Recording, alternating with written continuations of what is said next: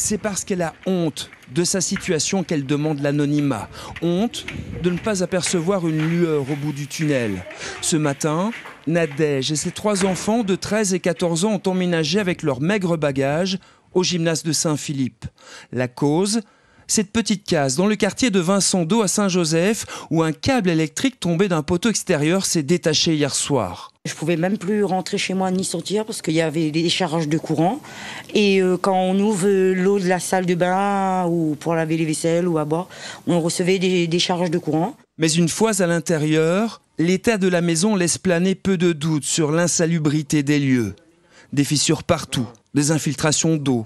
Une odeur irritante. Impensable d'imaginer la locataire et ses enfants ici. Le fils nous propose une visite guidée. Ici, mais dans ma chambre, le mur, la peinture commence à sortir dessus. Le toit, il commence à presque descendre. Et là, maintenant, devant la porte des toilettes. La porte, comme ça, elle est cassée à cause de l'humidité, à cause des nacos. Après, on a la salle de bain. On ne peut pas se doucher parce qu'on se prend des coups de courant à cause de l'eau. Même les services sociaux lui ont dit que si elle reste encore dans cette maison-là, on lui prend ses enfants. Et cette pauvre femme, oui, elle paye le loyer, donc c'est pas normal. C'est combien le loyer ? 750 €. Le locataire, lui, n'a la jouissance de la maison.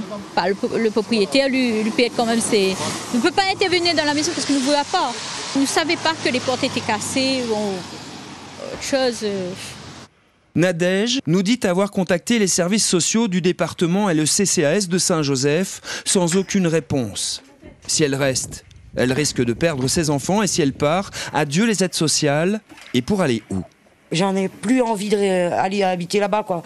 Parce que mes enfants sont en danger. Mes enfants, c'est ma vie. Et à chaque fois, je tape sur la table pour faire m'entendre. Personne ne m'entend pas et je commence à avoir marre, quoi. C'est les vêtements. On a fait le tri. Et donc, vous prenez ce que vous avez besoin, ce qui est la bonne taille. J'ai aussi des chaussures à l'intérieur de la voiture. Un peu de chaleur et de réconfort avec les riverains solidaires. En 2024, une mère de famille prie pour que les collectivités concernées se retrouvent, trouvent une solution et lui rendent son amour-propre. En attendant, la petite famille va dormir cette nuit dans un gymnase.